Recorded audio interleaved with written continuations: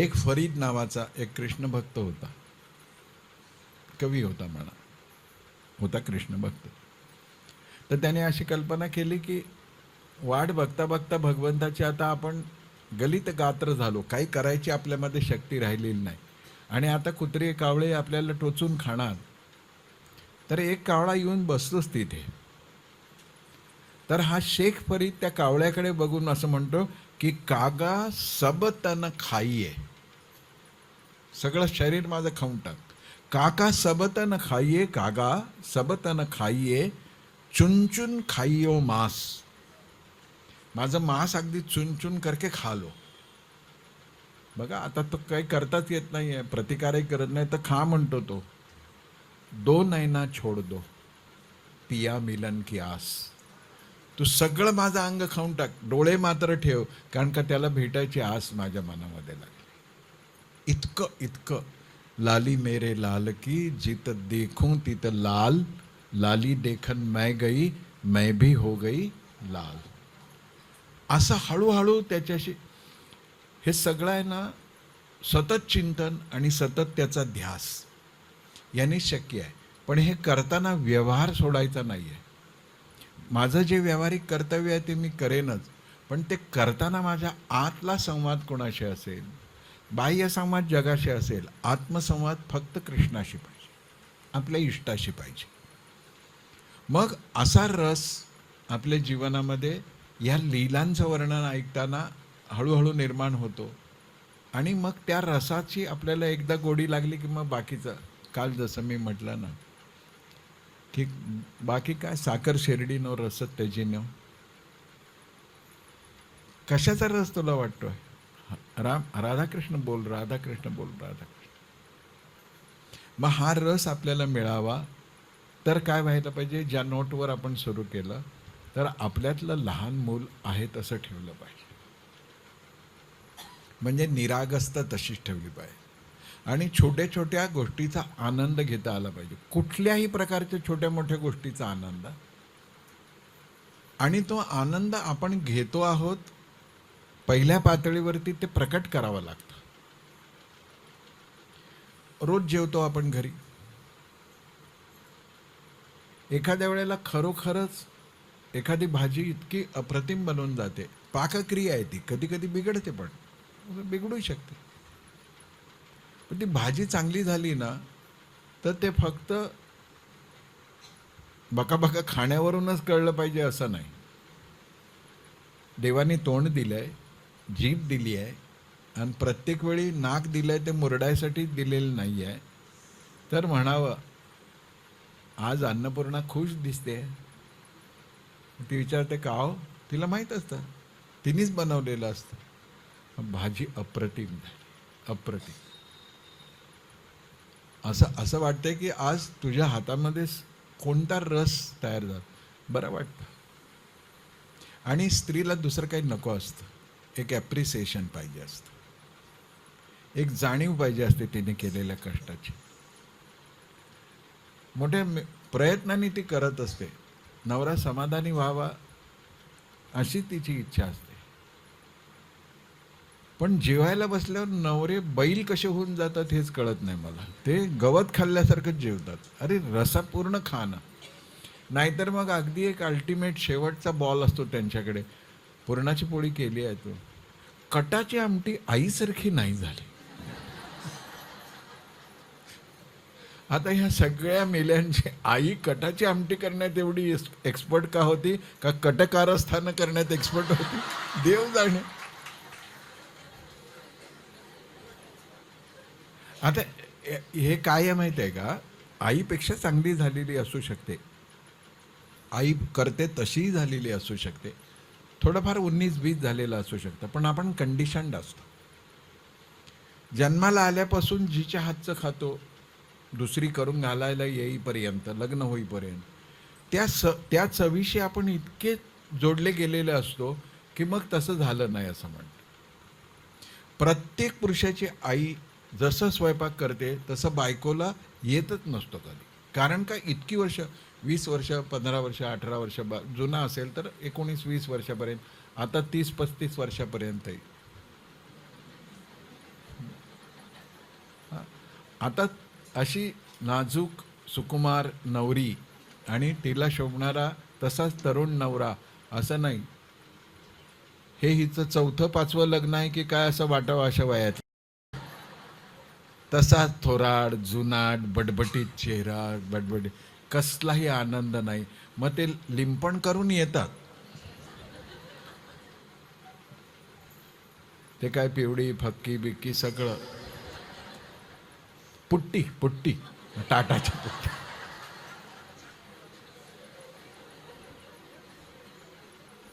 मला आधी वाटायचं की मेकअपशी अर्थशास्त्राचा काय संबंध आहे. मग माझा एक मित्र आहे अर्थशास्त्राचा, तो खूप अभ्यासक आहे.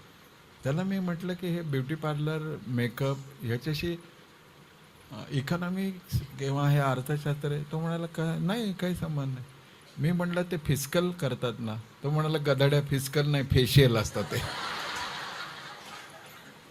मला फिस्कल पॉलिसीच माहिती आहे ना, मला फेशियल कुठलं माहिती.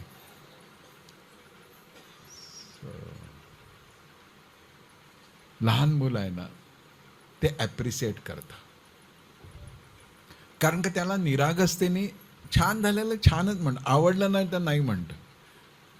आता काकांच्याकडे चाललो तर पण काकू विचारेल चहा घ्यायचा का, नाही म्हणा. ते घरून आपण शिकवतो.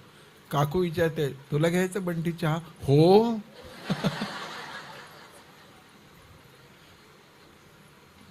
त्याला ते असं नाही नाही नको नको, आत्ताच घेतला. आत्ता कसं घेतला, 1 वाजता घरून निघाला, इथे पोचायला 3:30 वाजले. आत्ताच कुठे घेतला, रस्त्यावर काय आचमन घेत आलं चहाची. खोटं, लहान मूल खोटं बोलू शकत नाही. आवडलं घेतलं म्हणजे काय, आवड नाही आवडलं ना ते सांगू शकतं, काकू छान नाही झालं. आई असं असं गप्प बैस गप्प. चांगलं वाईट म्हणण्याबाबतीत आई काकू करू शकते, पोरगा मात्र काकू चांगलं झालं नाही म्हणू शकतो. निराग असला पाहिजे, कृष्णासारखं होता आलं पाहिजे. कृष्ण कधीही आपलं बालपण विसरले नाही. ती निराग असता. आणि ही अधोरेखित कधी झाली माहिती. आता एक 2-3 महिन्यापूर्वी माझी वृंदावनला कृष्ण कथा होती. तर पहिल्या दिवशी दुसऱ्या दिवशी माझ्या लक्षात नाही आलं, पण एक नागोर किंवा पुष्कर, बहुधा पुष्करचे एक बाबा, वयस्क असे, दाढी वगैरे वाढलेली, लुंगी लपेटायचे आणि ते एका बाजूला शांत, कोणाशी बोलायचे नाही. कथा झाल्यानंतर रोज प्रसाद असतो, त्यांनी कधी थाळी प्लेट प्रसाद घेतला नाही. तर ते जिथे प्रसाद असायचा ना तिथे असं करायचं आणि ते म्हणे की हथेली पे दे दो. म्हणजे ते हथेली पे दे दो एवढा सुद्धा शब्द नाही, असंच करायचं. दुसऱ्या तिसऱ्या दिवशी माझ्या लक्षात आलं. मला मोठं आश्चर्य वाटायचं की हे ग्रहस्थ येऊन बसतात, कथा त्यांची जागा ठरलेली, कोणाशी बोलत नाही, कसलीही तक्रार नाही, मांडी घालून बसतात. आणि कथा सुरू झाली 5-10 मिनटं. आता ती कृष्णकथा म्हणजे खरं तर वृंदावन महात्म्य कथा होती. थोडं थोडं भगवंताचे संदर्भ येत होते, पण वृंदावनमध्ये काय काय आहे, कुठली कुठली स्थानं आहेत, कशी आहेत, त्याचं महत्त्व काय, त्याची कथा काय, आणि त्याला धरून भगवंताची चर्चा व्हायची. तर एक 5-10 मिनटं कथेची झाली की त्यांच्या डोळ्यातून अश्रुधारा सुरू व्हायची.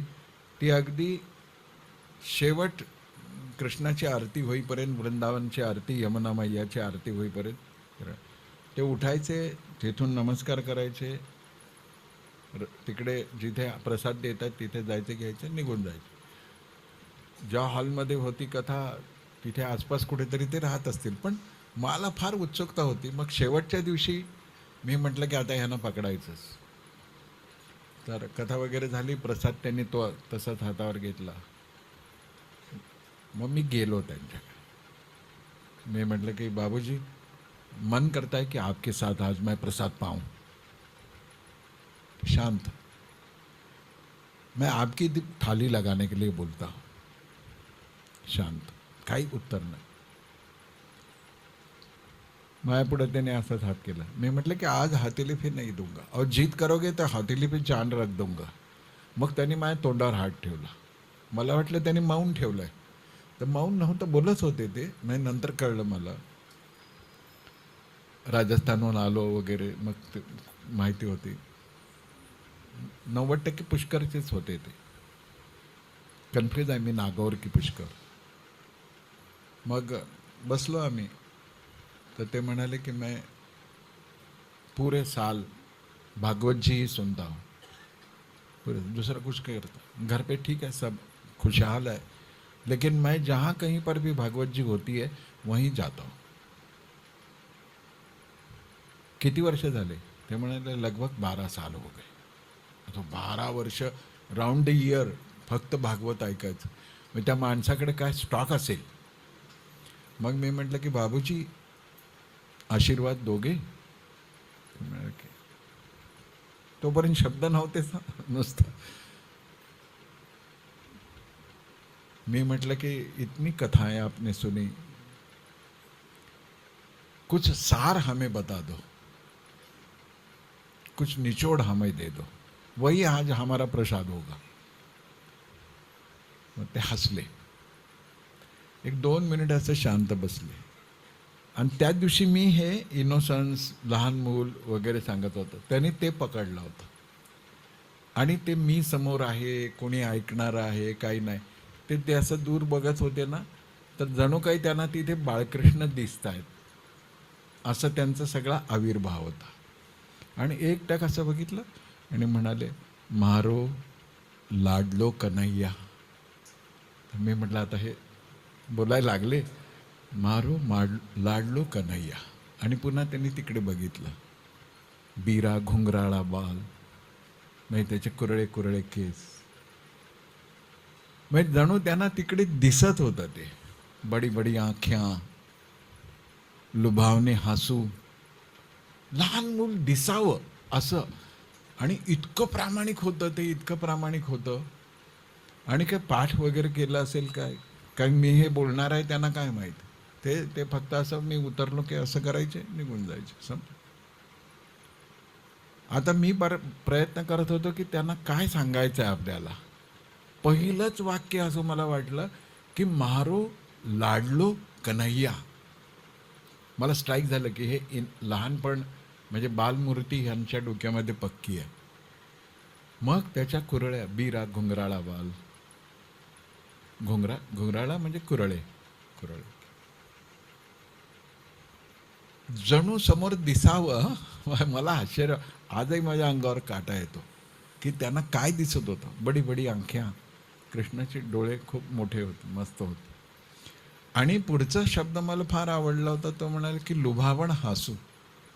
म्हणजे त्याचं हसणं इतकं लुभावून टाकणारं होतं. आणि हे साधा शब्द नाही, लुभावण. वेदांनी वर्णन केलंय की श्रीहरीच्या ओठावरचं हास्य म्हणजे माया, जिला आपण माया माया म्हणतो ना, ते म्हणतो. मग आता फिलॉसॉफीबद्दल झालं त्याचं. आणि एकदम त्याने माझ्याकडे असं बघितलं, हात असं धरला. कारण का मी उल्लेख केला होता ना की कृष्णाने आम्हाला तर वारकऱ्यांसारखं खेळता खेळता, मग ते पंढरपूरच्या वारीचं वगैरे थोडं वर्णन, कारण का तिथल्या लोकांना ते माहीत नसतं. आणि त्याने असा हात धरला, टाबरासाठी खेळता खेळता बिनी सगळं शिकाई दिव. म्हणजे लहान मुलांबरोबर खेळता खेळता तो सगळं आपल्याला शिकवून टाकतो. म्हणजे त्यांना ते क्लिक झालं होतं. आणि मला समाधान काय वाटत होतं की त्या बाललीलांमध्ये आहे मजा, तशीच त्यांना असं वाटतं, टाबरासाठी खेळता खेळता बिनी सगळं शिकाई दिव. मग मला वाटलं की हां, खरंच आहे, आपण योग्य रस्त्यावर चाललो आहे.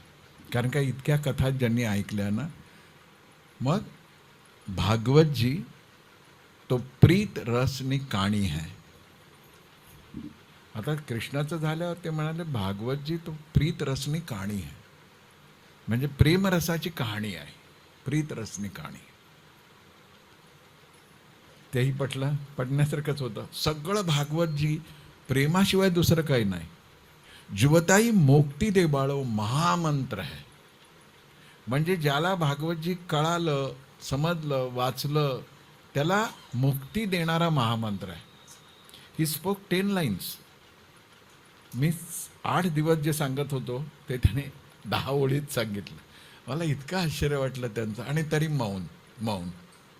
आणि मग ते असं म्हणाले, जिने भागवतजी समजी बो खरो धनवान. ज्याला भागवतजी कळाले तो धनवान, तो श्रीमंत. असं श्रीमंत होता येण्यासाठी मग माझ्या मनामध्ये असं आलं की ह्यांच्यासारखं आपल्याला पूर्ण एकाग्रतेने ऐकलं पाहिजे, सांगणारा कोणी असो. आणि दुसरी गोष्ट अशी की ते घोळवण्यासाठी मौनामध्ये जास्तीत जास्त राहिलं पाहिजे. आपली शक्ती आपण खूप बोलण्यात वाया घालवतो. हे पटवून देण्यासाठी मला बोलावं लागतंय, त्याबद्दल माफ करा. पण बोलण्याशिवाय मौनाचं महत्त्वही कळत नाही, हेही खरं आहे. पण मौनामध्ये इतकी जबरदस्त ताकद आहे.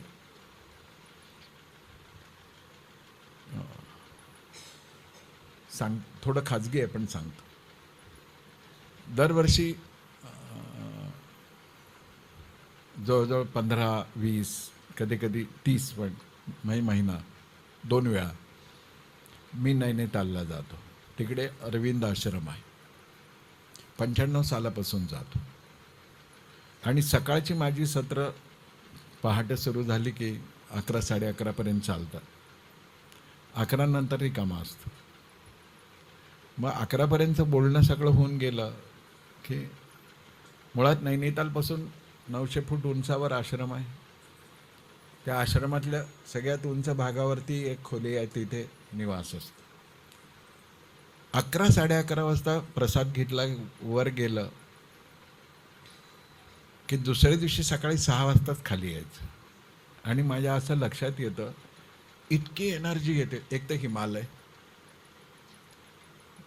क्षणाक्षणाला बदलणं, अगदी अनप्रेडिक्टेबल आहे हिमालयातलं क्लायमेट. मग तुमच्या खोलीमध्ये ढग शिरत आहेत, तुमच्या भोवती खूप आणि तुम्ही नुसते बसून आहात 12 वाजल्यापासून 6 वाजेपर्यंत. 6ला गायडेड मेडिटेशन असतं, त्यामुळे जायचं. तरी बोलायचं नाही. दुसऱ्या दिवशी सकाळी 6लाच बोलायचं. माझ्या असं लक्षात येतं की इतका अद्भुत म्हणजे देवबिव दिसला असेल, पुढे काही तुम्ही ऐकायला उत्सुक नका होऊ, तसलं काही दिसलं नाही मला. पण माझ्या असं लक्षात येतं की एक वेगळी एनर्जी तुमच्या आत तयार होते. अन्न पचवण्याला जेवढी शक्ती लागते ना, त्यापेक्षा जास्त बोलून आपण शक्ती खर्च करतो. त्यामुळे शक्ती संचय करायचा असेल तरी महत्तम काळ मौन राहावं. त्यांनी 2 गोष्टी होतात. एक, बकवास बोललं जात नाही आपल्याकडून. दुसरं, प्रतिक्रियेत आपली शक्ती जात नाही.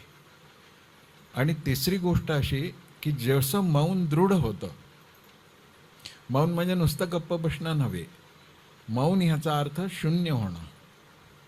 आणि शून्य जसे जसे व्हायला लागतो आपण, तसं आपल्या असं लक्षात येतं की अपार आनंदाने आपण भरून गेलेलो आहोत. आणि आपल्या अवतीभोवती ज्याला जड म्हणावं, मॅटर, असं काही नाही आहे. सगळीकडे एक ऊर्जा आहे, एनर्जी आहे, चैतन्य आहे. फ्रिट्ज ऑफ कापराचं तुम्ही पुस्तक वाचलं ना, त्या फ्रिट्ज ऑफ कापराने असं लिहिलं आहे की एकदा तो समुद्र किनाऱ्यावर बसला होता आणि ध्यान लावलं त्याने, म्हणजे शून्यात गेला.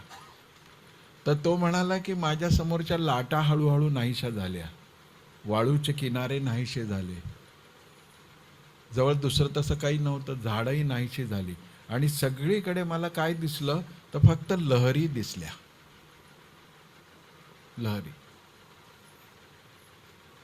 आणि पुढे त्यांनी एक वाक्य लिहिलं की first time in my life I experienced dance of Lord Shiva.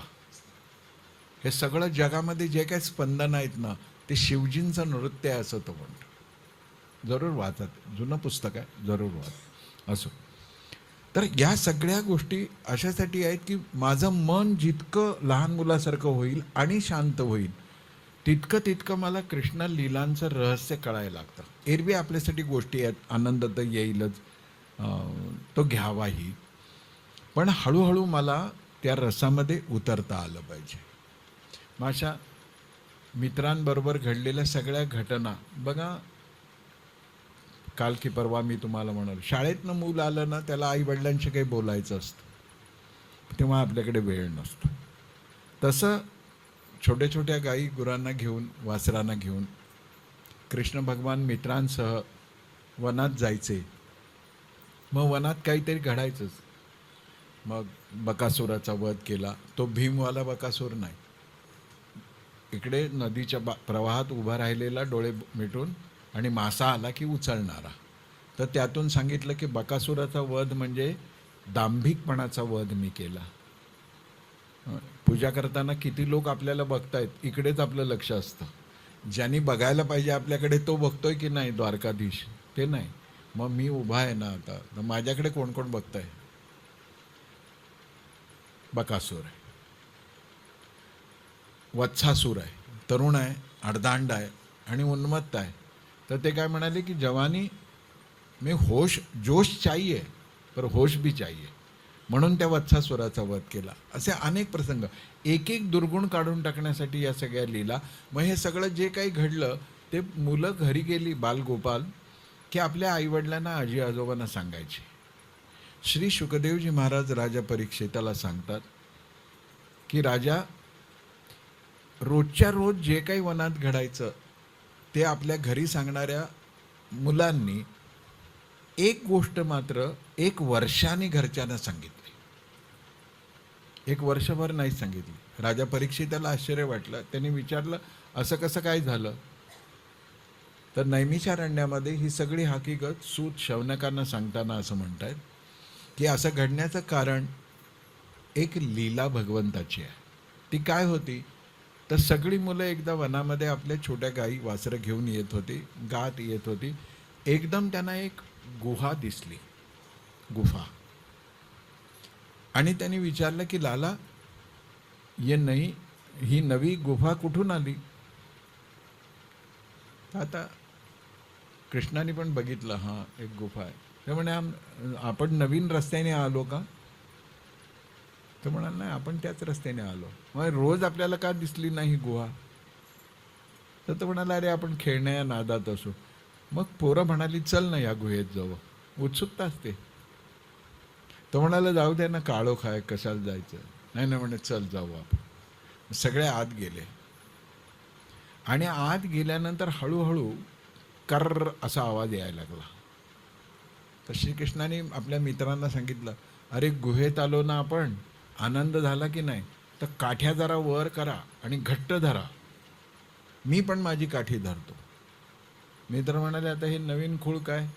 पण कायदा कृष्णाचा असा होता की त्यांनी सांगितलं की का म्हणायचं नाही, ऐकायचं गपचूप.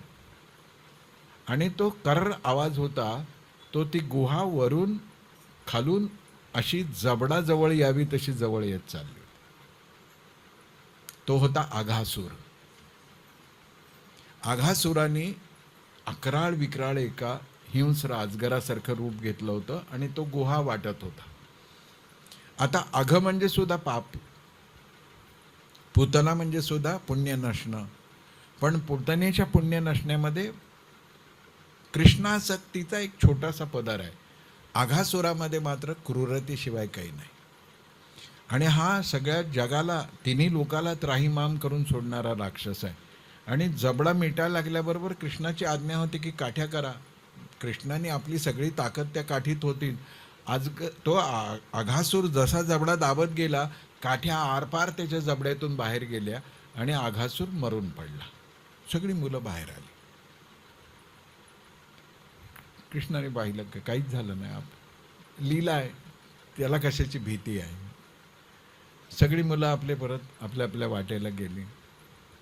तोपर्यंत ही बातमी सगळीकडे पसरली ना, आघासूर मेला, आघासूर मेला, आघासूर मेला. जे अशक्य, ती गोष्ट कशी घडली? ब्रह्मदेवाला मोठं आश्चर्य वाटलं आणि ब्रह्मदेव म्हणाला की अरे खरोखरच आघासूर मेला आणि कोणी मारलं?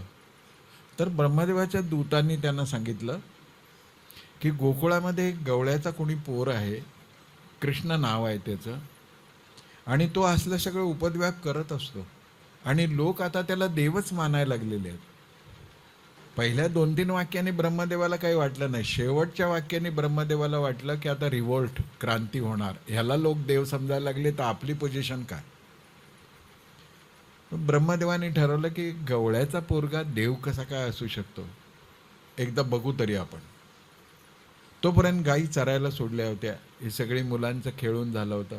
कृष्णाने सांगितलं की चला या इकडे, मंडलाकार बसा, गोल बसा. सगळे गोल बसले. मध्ये शिदोऱ्या काढा. कुणी आणलं, काय आणलं ते सगळं मध्ये आणलं. श्रीकृष्ण रोजचं वनभोजन आहे ते अशा पद्धतीनेच करायचं. आपला आपला टिफिन तसं नाही, सगळ्यांचं एकत्र. आणि श्रीकृष्णच ते सगळ्यांचं जणू काही वितरण करत असे बऱ्याचदा. अन्यथा ज्याला जे पाहिजे तो जाऊन घेऊन येत होता. आता ही साधारण वनभोजनाची गोष्ट वाटते ना. संतांनी ह्याच्याकडे बघताना असं सांगितलं की कृष्ण कन्हैयाने आपल्या मित्रांबरोबर केलेली पहिली रासलीला आहे. मित्रांबरोबर त्याने रास केला. आणि मग त्या सगळ्या मित्रांच्या टोळक्यामध्ये एक मधुमंगल नावाचा मित्र असतो. तो शांडिल्यांचा मुलगा असतो. पूर्णामासी त्याच्या आईचं नाव असतं. शांडिल्यांचा काही पत्ताच नसतो. ते आपलं एकदा भगवंताचे नाव घेत बसले. घर प्रपंच याची काही त्यांना जाणीव नसते. त्यामुळं घरी नेहमी आटपाट नगर होतं. तिथे एक विद्वान ब्राह्मण होता. 18 विश्व दारिद्र्य त्याच्याकडे होतं. ही कथा यथार्थ करणारं त्यांचं घर होतं. कुणी काही दिलं, कुणाकडनं काही आलं तर पूर्णामासी आपल्या मधुमंगल नावाच्या मुलाला थोडंफार देत होती. पण वय वाढतं. मग एक दिवशी ती यशोदा मैयाकडे गेली आणि ती म्हणाली की मैया, माझा मधू तुमच्याकडे जेवायला रोज आला कानाबरोबर तर चालेल का? यशोदा म्हणाली, ह्यात विचारायची गोष्ट काय, येऊ दे. इतकी लोक आपल्या घरामध्ये हात ओले करून जातात. तुझं लेकरू काय, माझं लेकरू काय, येऊ दे, कृष्णाबरोबर खाईल ते. ही आपली एकेकाळी परंपरा होती. शिक्षणासाठी राहणाऱ्या मुलांना वारानुसार वेगवेगळ्या घरी जेवायला बोलवलं जायचं. दुसरी गोष्ट मधुकरी होती. जे धर्मशिक्षण घेण्यासाठी येणारे आहेत ते कीर्तन असो, प्रवचन करायला किंवा वेद शिकायला, पण वेद शिकण्यासाठी वार होते. बाकी सगळ्यासाठी मधुकरी मागायची. घरोघरी जायचं आणि त्यांची जेवणं करून ठेवलेली असायची. काय एक चपाती भाकरी काय जे असेल ते गेलं सगळं. ते विसरलो आपण. अगदी अनोळखी, अपरिचित, आपला काही संबंध नाही असं कोणी आठवड्यातून एकदा दोनदा आपल्याकडे जेवायला आलं तर आत्ता आपली मानसिक तयारी नाही.